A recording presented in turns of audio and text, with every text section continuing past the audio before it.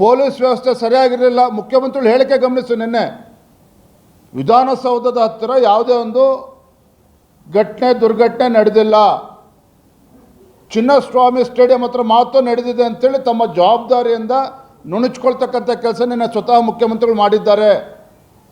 ಮಾನ್ಯ ಮುಖ್ಯಮಂತ್ರಿಗಳೇ, ಯಾವಾಗ ನೀವು ರಾಜ್ಯ ಸರ್ಕಾರ ವಿಧಾನಸೌಧದ ಮುಂದೆ ಗೆಲುವಿನ ಸಂಭ್ರಮಾಚರಣೆ ಮಾಡಬೇಕು ಅಂತೇಳಿ ನೀವು ತೀರ್ಮಾನ ಮಾಡಿದ್ರೋ, ಅರ್ಧಕ್ಕರ್ಧ ಪೊಲೀಸ್ ವ್ಯವಸ್ಥೆ ಏನಿತ್ತು, ಮುಖ್ಯಮಂತ್ರಿಗಳು, ಮಂತ್ರಿಗಳು, ಇವರು ಸಚಿವ ಸಂಪುಟದ ಸದಸ್ಯರಿಗೆ ಒಂದು ಸೆಕ್ಯೂರಿಟಿ ಕೊಡಬೇಕು, ಅದಕ್ಕೆ ಅರ್ಧಕ್ಕರ್ಧ ಪೊಲೀಸರು ಕೂಡ ಎಲ್ಲರೂ ಕೂಡ ಇಲ್ಲಿ ವಿಧಾನಸೌಧ ಹತ್ರ ಇದ್ದರು.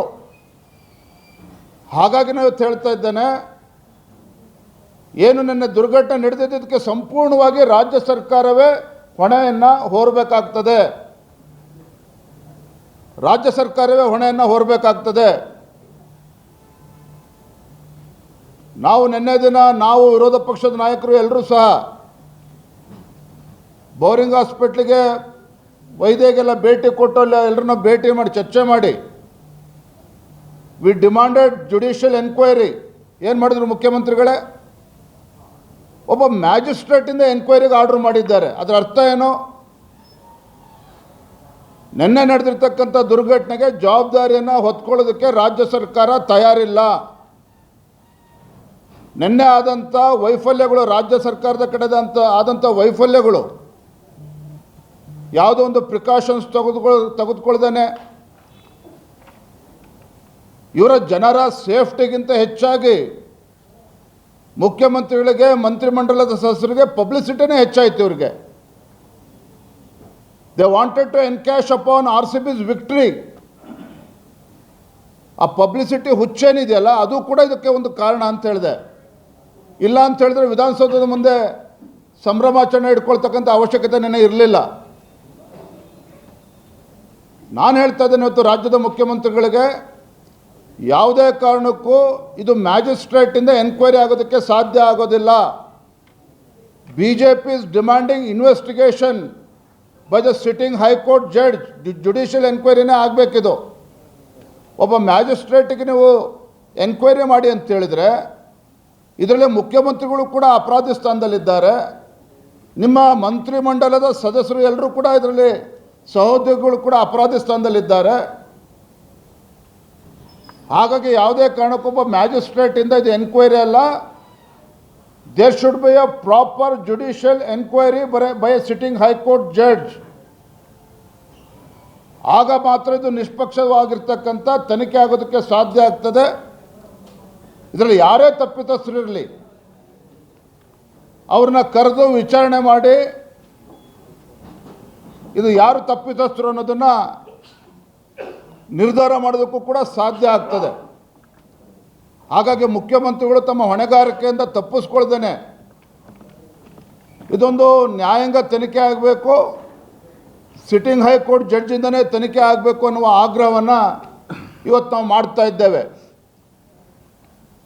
ಎರಡನೇ ಅಂಶ, ಪರಿಹಾರ 10 ಲಕ್ಷ ರೂಪಾಯಿ ಘೋಷಣೆ ಮಾಡಿದ್ದಾರೆ. ಅರೆ, ಇತ್ತೀಚೆಗೆ ಕೇರಳದಲ್ಲಿ ಆನೆ ತುಳಿತಕ್ಕೆ ಒಳಗಾಗಿ ಆನೆ ಕರ್ನಾಟಕ ರಾಜ್ಯದಲ್ಲಿ 25 ಲಕ್ಷ ರೂಪಾಯಿ ಘೋಷಣೆ ಮಾಡ್ತೀರಿ ನೀವು ರಾಜ್ಯ ಸರ್ಕಾರ. ನಿಮ್ಮ ರಾಜ್ಯ ಸರ್ಕಾರದ ಬೇಜವಾಬ್ದಾರಿತನದಿಂದ ಇವತ್ತು 11 ಜನ ಪ್ರಾಣವನ್ನು ಕಳೆದುಕೊಂಡಿದ್ದಾರೆ.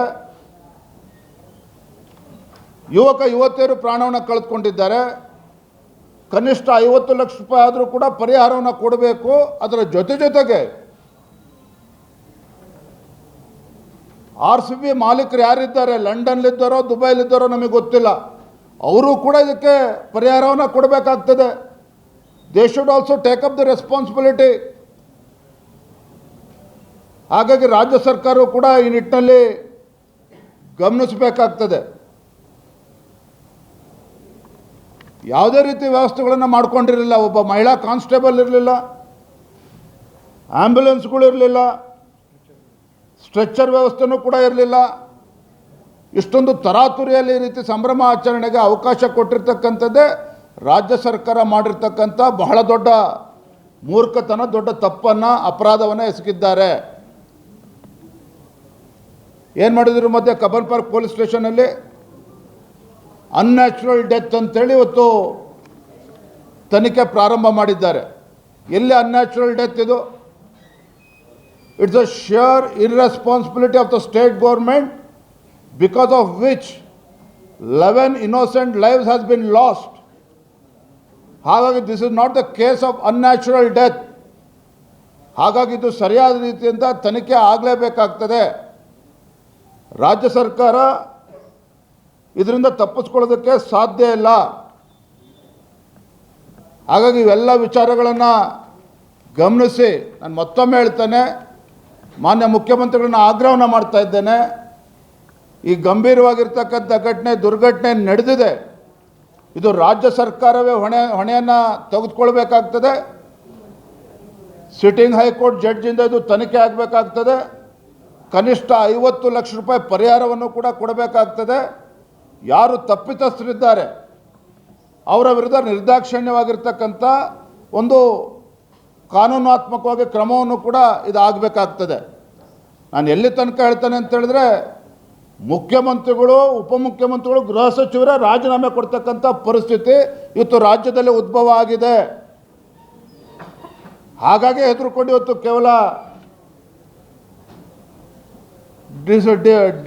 ಜಿಲ್ಲಾಧಿಕಾರಿಗಳಿಂದ, ಮ್ಯಾಜಿಸ್ಟ್ರೇಟಿಂದ ಇವತ್ತು ತನಿಖೆ ಆಗಬೇಕು ಅಂತೇಳಿ ಇವತ್ತು ಹೇಳ್ತಾ ಇದ್ದಾರೆ. ಯಾಕೆ?